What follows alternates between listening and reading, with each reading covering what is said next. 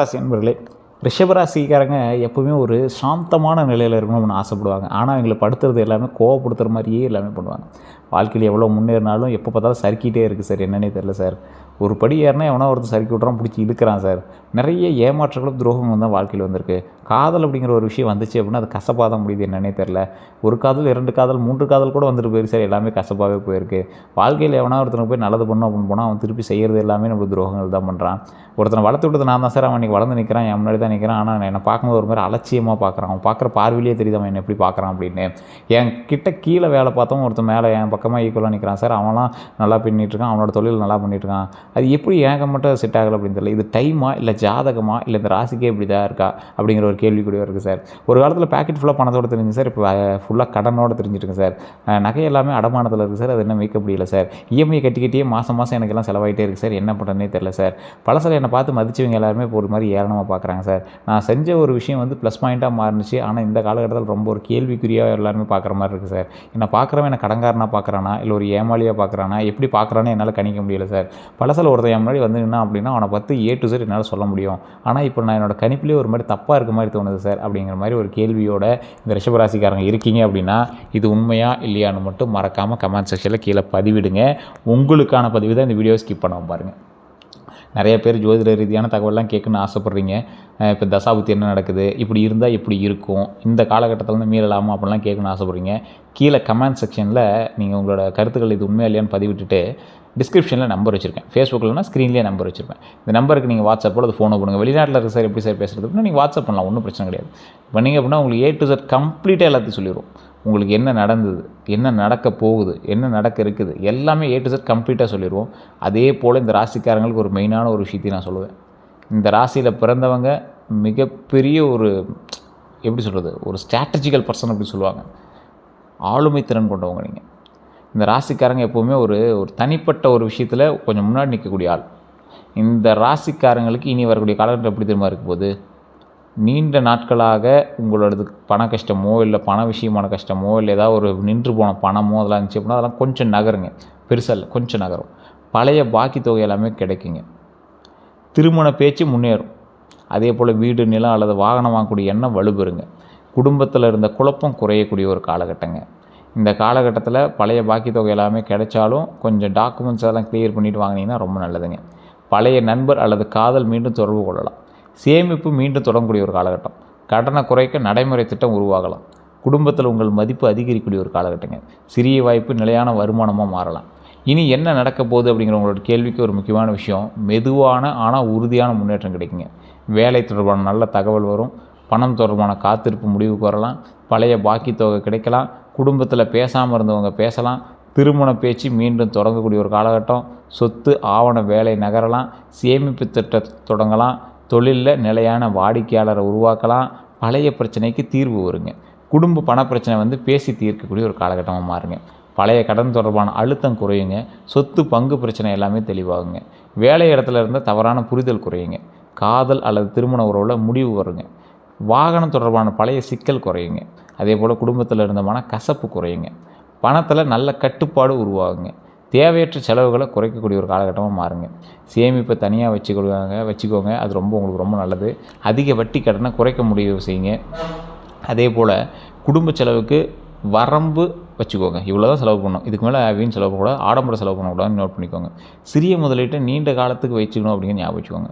சொத்து சேர்க்கணும் அப்படிங்கிற எண்ணம் வலுப்பெறணுங்கிற ஞாபகம் வச்சுக்கோங்க. வருமானத்தை 2 வழிகளில் உருவாக்கணுங்கிற முயற்சி ஏற்படுத்தணும். அதே போல் யார் உண்மையானவங்க அப்படிங்கிறது தெரிய வருங்க. தேவைக்காக மட்டும் நெருங்கியவங்க விலகலாம். பணம் கேட்டவங்க உண்மையான நோக்கம் வந்து தெரிய வரலாம். பணத்துக்காக உங்கள்கிட்ட வருவாங்கள்ல, அவனோட உண்மையான நோக்கம்லாம் தெரிய வருங்க. உங்கள் நல்ல மனசை பயன்படுத்தியவங்க வெளிப்படுவாங்க. நண்பராக இருந்து போட்டியிட்டவங்க புரிய வரும். குடும்பத்தில் நல்ல தகவல் மறைந்தவங்க தெரியலாம். அதாவது குடும்பத்தோட தகவலை மறைச்சி அப்படியே மூவ் பண்ணிட்டே போகிறாங்கல்ல, அதெல்லாம் வந்து இப்போ இந்த காலத்துக்கு தெரிய வருங்க. எதிர்பாராத ஒருவர் உதவியாக வருவாங்க. பழைய உறவில் உண்மையான நோக்கம் வெளிவருங்க. தொழில் மற்றும் வேலை பலன்கள் உருவாகுங்க. வேலை செய்கிறவங்களுக்கு புதிய வேலை வாய்ப்பு வருங்க. பழைய விண்ணப்பத்திற்கு பதில் வரலாங்க. சம்பள உயர்வு பற்றிய பேச்சு நடக்கலாங்க. பதவி உயர்வு வாய்ப்பு எல்லாமே உருவாகுங்க. மேலதிகாரி உங்கள் பொறுமையை பாராட்டுவாங்க. புதிய பொறுப்பு கிடைக்குங்க. நிலையான வேலை வாய்ப்பு உருவாகும்.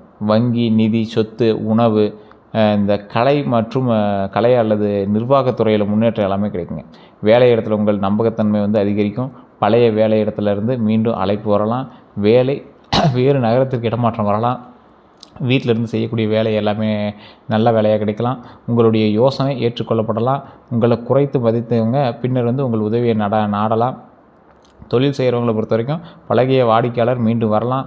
புதிய வாடிக்கையாளர் கிடைக்கக்கூடிய ஒரு காலகட்டம். விற்பனை மெதுவாக அதிகரிக்கலாம். அதே போல் கமிஷன் வருமானம் வந்து கிடைக்கக்கூடிய ஒரு காலகட்டம். நகை, ஆடை, உணவு, அழகு, ரியல் எஸ்டேட் அல்லது வாகனத்துறையில் வாய்ப்பு கிடைக்கலாம். குடும்ப தொழிலில் விரிவுபடுத்தக்கூடிய ஒரு காலகட்டம். புதிய கிளை தொடங்கலாம். சமூக ஊடக விளம்பரம் வந்து விற்பனை வந்து அதிகரிக்கக்கூடிய ஒரு காலகட்டம். கூட்டுத் தொழிலில் வாய்ப்பு வரலாம். அதே போல் பழைய பாக்கி வசூலாகக்கூடிய ஒரு காலகட்டம்.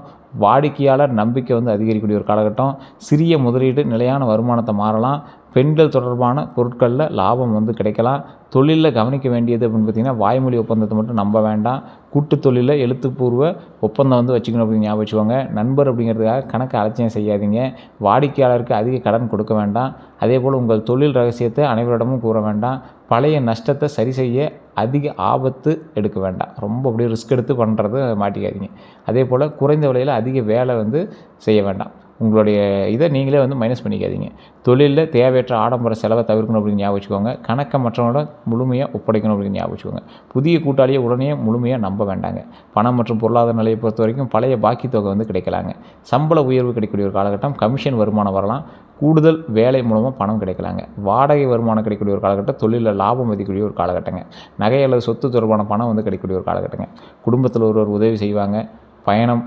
அதாவது குடும்பத்தில் ஒரு உதவி செய்வாங்க. பயன்படுத்தாமல் இந்த பொருளை வந்து விற்று பணம் கிடைக்கும் அப்படிங்கிற மாதிரி இருக்கும்ல, அதெல்லாம் வந்து கிடைக்குங்க. 2 வழிகளில் வருமானம் கிடைக்கும் இந்த காலகட்டம். அதே போல் பெண்கள் மூலமாக தொழில் வாய்ப்பு உங்களுக்கு வரும். உங்கள்கிட்ட வேலை செஞ்சுட்டு இருக்க பெண்கள் இருக்காங்க அப்படின்னா அவங்க வந்து தொழில் இன்னும் கொஞ்சம் அதிகப்படுத்துவாங்கன்னு வச்சுக்கலாம். பழைய முதலீட்டில் சிறிய லாபம் வந்து கிடைக்கக்கூடிய ஒரு காலகட்டமாகவும் இந்த காலகட்டங்கள் அமையுதுங்க. அதே போல் செலவுகளை பொறுத்த வரைக்கும் வீட்டு செலவு அதிகரிக்கலாம். குடும்ப நிகழ்ச்சிக்காக பணம் வந்து செலவாகலாம். வாகன பராமரிப்பு செலவு வந்து வரலாம். வீட்டு பொருட்கள் வாங்கக்கூடிய ஒரு காலகட்டம் வரலாம். நகை அல்லது ஆடை வாங்கக்கூடிய ஆசை வந்து வரலாம். குழந்தைகள் கல்வி செலவு வந்து அதிகரிக்கக்கூடிய ஒரு காலகட்டம். மருத்துவ செலவு வந்து ஏற்படலாம். வீடு புதுப்பிக்க பணம் வந்து செலவாகலாம். அதே போல் குடும்ப உறுப்பினருக்கு உதவி செய்ய வேண்டியிருக்கும். ஆடம்பர உணவு மற்றும் பொழுதுபோக்கு செலவு வந்து அதிகரிக்கக்கூடிய ஒரு காலகட்டம். கடன் நிலை சிறிய கடன்களை ஒன்றன் பின் ஒன்றாக முடிக்கலாங்க. அதிக வட்டி கடனை வந்து முதல்ல குறைக்கலாம். மாத தவணை சுமையை வந்து மறுசீரமைக்கலாம். குடும்ப உதவியால் ஒரு கடன் முடிக்கலாங்க. கூடுதல் வருமான கடன் வந்து குறைக்க உதவும். அதே போல் நகை கடன் தொடர்பான தீர்வு வந்து கிடைக்கலாம். வீட்டுக்கடன் அழுத்தத்தை திட்டமிட்டு கையாளலாம். தேவையற்ற புதிய கடனை தவிர்க்கலாம். பணத்தில் வந்து கவனமாக இருந்துக்கோங்க. பிறருக்காக உங்களோட பெயரில் மட்டும் கடன் வாங்கிறதையும் மாட்டிக்கிங்க. ஜாமீன் கையெழுத்து போட சொல்கிறாங்க, ஒரு செக்யூரிட்டி கொடுக்க சொல்கிறாங்க, எதுவுமே பண்ணாதையும் மாட்டிக்கிங்க. இறக்கத்தில் பெரிய தொகை வந்து கொடுக்க வேண்டாம். அதே போல் ஆவணம் இல்லாமல் பணம் கொடுக்க வேண்டாம். அதிக லாபம் தரக்கூடிய முதலீட்டை உடனே நம்ப வேண்டாம். நண்பர் சொன்னதால் மட்டும் முதலீடு செய்ய வேண்டாம். ஆடம்பரத்தில் கடன் வாங்க வேண்டாம். வருமானம் வந்தவுடன் முழுவதையும் செலவு செய்ய வேண்டாம். முதல்ல சேமிப்பு மற்றும் கடன் குறைப்பை கவனிக்கணும் அப்படிங்கிற ஞாபகம் வச்சுக்கோங்க. உங்கள் வருமானத்தை அனைவரிடமும் கூற வேண்டாம் அப்படிங்கிறது ஞாபகம் வச்சுக்கோங்க. குடும்ப செலவுக்கு சேமிப்புக்கும் தனி வரம்பு வச்சுக்கோங்க. அதுதான் ரொம்ப நல்லதுங்க. இந்த காதல் பலன்களை பொறுத்த வரைக்கும் பழைய காதல் மீண்டும் தொடர்பு கொள்ளலாம். நீண்ட நாள் பேசாமல் இருந்தவங்க பேசலாம். நண்பராக இருந்தவர் காதலை வெளிப்படுத்தலாம். உறவில் இருந்த குழப்பம் குறையுங்க. அதே போல் உண்மையானவர் யார் அப்படிங்கிறது தெரியலாங்க. போலியான அன்பு காட்டியவர் விலகுவாங்க. குடும்பம் எதிர்த்த உறவில் மீண்டும் பேச்சு வரலாங்க. அதே போல் புதிய அறிமுகம் வந்து மெதுவாக நல்ல உறவாக மாறக்கூடிய ஒரு காலகட்டங்க. பழைய மனக்காயம் பேசி தீரலாங்க. திருமண நோக்கத்தோட புதிய தொடர்பு வந்து கிடைக்கலாங்க. ஒருதலை காதலுக்கு தெளிவு வரலாங்க. நிலையான உறவு உருவாக வாய்ப்பு இருக்குங்க. காதலில் கவனம். அதிக உரிமை காட்ட வேண்டாம். பழையவர் திரும்ப வந்தவுடன் உடனே நம்ப வேண்டாங்க. மனதில் வச்சுக்கொண்டு அமைதியாக இருக்கணும் அப்படிங்கிற ஞாபகம் வச்சுக்கோங்க. சிறிய விஷயத்தை பெரிய சந்தேகமாக மாற்ற வேண்டாங்க. அதே போல் பணம் மற்றும் காதலை கலக்க வேண்டாங்க. துணையை கட்டுப்படுத்த முயற்சி செய்ய வேண்டாம். பழைய பிரச்சனையை மீண்டும் எடுத்து கூற வேண்டாங்க. ஒருவரின் வார்த்தையை விட செயல்களை கவனிக்கணும் அப்படிங்கிற ஞாபகம் வச்சுக்கோங்க. அதிக எதிர்பார்ப்பால் நல்ல உறவை பாதிக்க வேண்டாம் அப்படின்னு ஞாபகம் வச்சுக்கோங்க. அன்பை வார்த்தையிலையும் கட்டுப்படுத்த வேணும் அப்படிங்கிற ஞாபகம் வச்சுக்கோங்க. திருமண பலன்களை பொறுத்த வரைக்கும் திருமணம் ஆகாதவங்களுக்கு ஒரு நல்ல காலகட்டம். திருமணம் ஆகாதவங்க இந்த காலகட்டத்தில் திருமணம் ஆகிறதுக்கு வாய்ப்பு இருக்குது. திருச்செங்கோடு அர்த்தநாரீஸ்வரர் ஆலயத்துக்கு போய்ட்டாங்க, அற்புதமாக இருக்கும். நீண்ட நாள் தாமதமான திருமண பேச்சு நகருங்க. குடும்பம் மூலமாக நல்ல வரன் கிடைக்கும். வேலை அல்லது நண்பர் மூலமாக அறிமுகம் ஒன்று ஏற்படும். அதே போல் பொருளாதாரமான நிலையை பார்த்திங்கன்னா துணை வந்து கிடைக்கும். பொருளாதாரமாக ஒரு எப்படி சொல்கிறது, உங்களுக்கு ஃபினான்ஷியலாகவும் சப்போர்ட்டாக இருக்கக்கூடிய ஒரு துணை வந்து உங்களுக்கு கிடைப்பாங்க. அதே போல் இன்னொரு விஷயத்தில் நீங்கள் எச்சரிக்கையாக இருக்கணுங்க. அமைதியான மற்றும் பொறுப்பான துணை வந்து கிடைக்கக்கூடிய ஒரு காலகட்டமாக இருந்தாலும் எங்களோட ஃப்ளாஷ்பேக்லாம் ரொம்ப வந்து இது ஆகிட்டு இருக்கு. ரொம்ப யோசிச்சுட்டு அது இதையும் வந்து மைண்டில் திங்க் பண்ணிட்டு இருக்காதீங்க. முன்னாடி நின்ற திருமண பேச்சு மீண்டும் தொடங்குங்க. அதே போல் குடும்ப பின்னணி, பொறுப்பு மற்றும் பணநிலை மற்றும் மனநிலையெல்லாம் கவனிச்சுக்கோங்க. பழைய உறவை நினச்சி நல்ல வாய்ப்பை மறுக்க வேண்டாம். மற்றவங்களுக்காக இந்த திருமணம் ஆனவங்க வேறு ஏதாவது ஒரு சைடு அஃபேர்ஸ் அது மாதிரிலாம் இருந்துச்சுன்னா தயவு செஞ்சு டைமில் விட்டுருங்க, மாட்டிக்குவீங்க. அதே போல் திருமணம் ஆனவங்களுக்கு துணையுடன் இருந்த கருத்து வேறுபாடு குறையுங்க. பண விஷயத்தில் தெளிவு ஏற்படும். வீடு அல்லது வாகனம் வாங்கக்கூடிய சேர்த்து வந்து திட்டமிடுவீங்க. குழந்தைகள் தொடர்பான நல்ல செய்தி வந்து கிடைக்குங்க. துணையினுடைய வேலை அல்லது வருமானத்தில் மாற்றம் வருங்க. குடும்பத்தில் சுப நிகழ்ச்சி வந்து நடக்குங்க. நீண்ட நாள் பேசாத விஷயம் பேசி தீரலாம். குடும்ப செலவுக்கு சேர்த்து திட்டம் அமைக்கலாம். துணையை அதிகமாக வந்து குறை கூற வேண்டாம். அன்பு செயலில் மட்டும் அல்லாமல் வார்த்தையிலையும் காட்டணும் அப்படிங்கிற ஞாபகம் வச்சுக்கோங்க. 3ஆம் நபர் தலையிட்ட குறைக்கணும் அப்படின்னு ஞாபகம் வச்சுக்கோங்க. பழைய பிரச்சனையை மீண்டும் எடுத்து கூற வேண்டாம் அப்படிங்கிறது ஞாபகம் வச்சுக்கோங்க. குழந்தை பாக்கியத்தை பொறுத்த வரைக்கும் குழந்தை பாக்கியம் வந்து இந்த காலகட்டத்தில் கண்டிப்பாக உண்டு. அது உங்களுடைய துணைவியார், துணைவன் அவங்களுடைய ஜாதகத்தை வச்சு தான் பேஸ் பண்ண முடியும். உங்களோட தசாபுத்தி வச்சு தான் செக் பண்ண முடியும். இப்போ நீங்கள் என்ன பண்ணணும் அப்படின்னா, உங்களுக்கு அந்த பாக்கியம் வேணும் அப்படிங்கிறவங்க கடவுள் வழிபாடு தான். குலதெய்வ வழிபாடு ஃபஸ்ட்டு. அதற்கு பிறகு திருவண்ணாமலையில் இருக்கக்கூடிய சிவபெருமானை வழிபட்டு, அதற்கு பக்கத்தில் அங்காள பரமேஸ்வரி மேல்மலையனூர் வழிபட்டு, அதற்கு பிறகு பழனியில் கீழே தீர ஆவினங்குடி அப்படிங்கிற முருகர் கோயில் வழிபட்டு மேலே பாலதண்டாயுதபாணி சுவாமி வழிபட்டு வந்தீங்க அப்படின்னா அதற்கான வாய்ப்புகள் 100% வாய்ப்பு இருக்குதுங்க. அந்தளவுக்கு ஒரு அற்புதமான கோவில். நீங்கள் போயிட்டு வாங்க, கண்டிப்பாக நம்பி போயிட்டு வாங்க, கண்டிப்பாக நல்லது நடக்கும். கல்வியில் முன்னேற்றம் ஏற்படக்கூடிய ஒரு காலகட்டம். குழந்தை தொடர்பான நல்ல செய்தி கிடைக்கக்கூடிய ஒரு காலகட்டம். கலை அல்லது இசை திறன் வந்து வெளிவிடுங்க. புதிய பாடல் நெறி வந்து சேர்ப்பீங்க. குழந்தைகளுக்காக பயணம் ஏற்படலாம். அதே போல் உயர்கல்வி மற்றும் முடிவு வரலாம். கல்வி செலவு வந்து அதிகரிக்கக்கூடிய ஒரு காலகட்டம். குழந்தைகளுடைய உடல்நலத்தில் கவனம் தேவைப்படலாம். அதிக கட்டுப்பாடு கொடுக்க வேண்டாம். மற்ற குழந்தைகளோடு ஒப்பிட வேண்டாம். அதே போல் அவர்களுடைய திறமையை ஊக்குவிக்க வேண்டாம். ஊக்குவிக்கணும் அப்படிங்கிற ஞாபகம் வச்சுக்கோங்க. அதே போல் அவங்களுடைய நேரம் செலவிட வேணும் அப்படின்னு ஞாபகம் வச்சுக்கோங்க. அவங்ககிட்ட பேசுங்க, பழகுங்க. துல்லியமாக குழந்தை பாக்கியத்தை பற்றி பார்க்கணும், ஜாதகத்தை தான் செக் பண்ணுங்க. அதே போல் இந்த வீடு, நிலம், சொத்து விஷயங்கள் எல்லாமே உங்களுக்கு சாதகமாக இருக்குதுங்க. சொத்து இதெல்லாம் சொந்த வீடு வாங்கக்கூடிய எண்ணம் வலுப்பெறும். நிலம் பற்றி நல்ல தகவல் கிடைக்குங்க. பழைய சொத்து வந்து விற்பனை ஆகலாம். குடும்ப சொத்து பற்றி பேச்சு வரலாங்க. பங்கு பிரிப்பு தெளிவாகலாம். வீட்டு கடன் முயற்சி வந்து நகரலாங்க. புதிய வீடு கட்ட திட்டமிடலாங்க. பழைய வீட்டை வந்து புதுப்பிக்கக்கூடிய ஒரு காலகட்டங்க. விவசாய நிலம் பார்க்கலாம். தொழிலுக்கான இடம் வாங்கலாம். வாடகை வருமானம் உருவாகலாம். குழந்தைகளுடைய எதிர்காலத்திற்காக சொத்து வாங்கலாங்க. தாய் வழி சொத்து தொடர்பான தகவல் வரலாங்க. சொத்தில் கவனமாக இருக்கணும். தாய் பத்திரம் மற்றும் வில்லங்க சான்றிதழை சரிபார்க்கணும். அதே போல் எல்லை மற்றும் பாதை வந்து உரிமையை வந்து உறுதி செய்யணும் அப்படின்னு ஞாபகம் வச்சுக்கோங்க. குடும்ப உறவு அப்படிங்கிறதுக்காக வாய்மொழியை மட்டும் நம்பாதீங்க. டாக்குமெண்ட்ஸ் எல்லாமே கிளியர் பண்ணிக்கோங்க. அனைத்து வாரிசுகளோட சம்மதத்தையும் பெறணும் அப்படிங்கிற ஞாபகம் வச்சுக்கோங்க. கூட்டு சொத்தில் பெயர் மற்றும் பங்கு தெளிவாக இருக்குது அப்படின்னு ஞாபகம் வச்சுக்கோங்க. முன்பணம் கொடுக்கறதுக்கு முன்னாடி சட்ட ஆலோசனை பெறுங்க. ஒரு வக்கீல்கிட்ட கொடுத்து செக் பண்ணுங்கள். அதே போல் குறைந்த விலை அப்படிங்கிறத சந்தேகத்துக்கான சொத்தை வந்து வாங்காதீங்க. நீர்வழி, இந்த நிலத்தினுடைய தன்மை, வழிபாதை இது எல்லாமே சரியாக இருக்கான்னு கவனிக்கணும். மாத தவணை எல்லாமே உங்களால் வருமானத்துக்கு ஏற்ற மாதிரி பார்க்க முடியுமா அப்படின்னு யோசிச்சுக்கோங்க. அதே போல் இந்த வாகன பலன்களை பொறுத்த வரைக்கும் புதிய இருசக்கர வாகனம் வாங்கலாங்க. பழைய காரை வந்து மாற்றலாம். குடும்பத்திற்காக வசதியான வாகனம் வாங்கலாம்.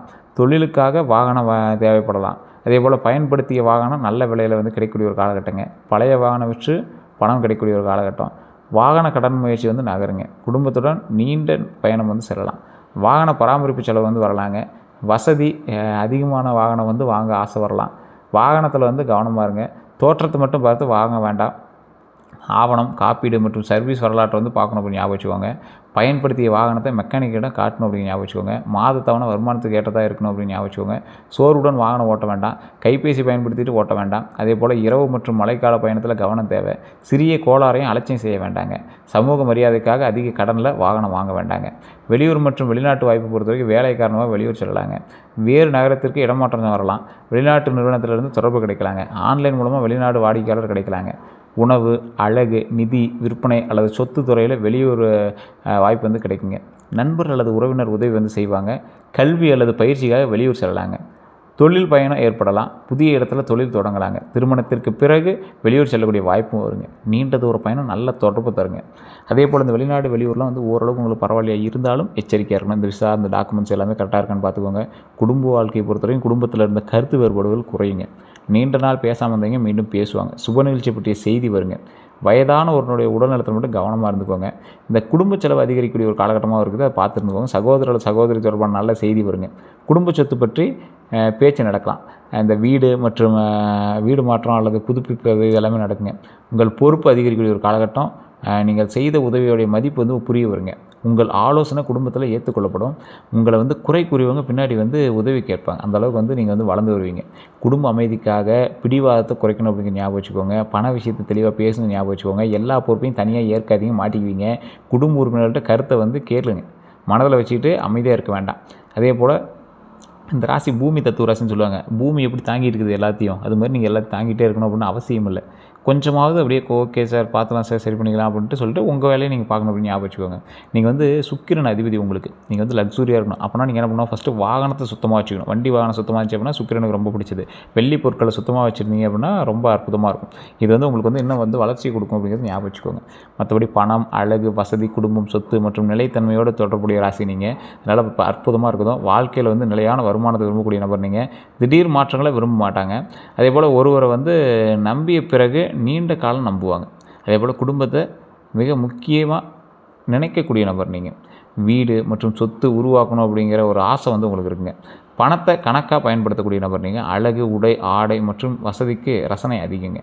அதே போல் பொறுமையாக உழைக்கக்கூடிய நபர் நீங்கள். தங்களுடையவர்களை கைவிட மாட்டீங்க. அதே போல் வெளியில் வந்து அமைதியாக இருக்கக்கூடிய நபர் நீங்கள். கோபம் வந்தால் நீண்ட நாள் வந்து மனதில் வச்சுக்காமல் இருப்பீங்க.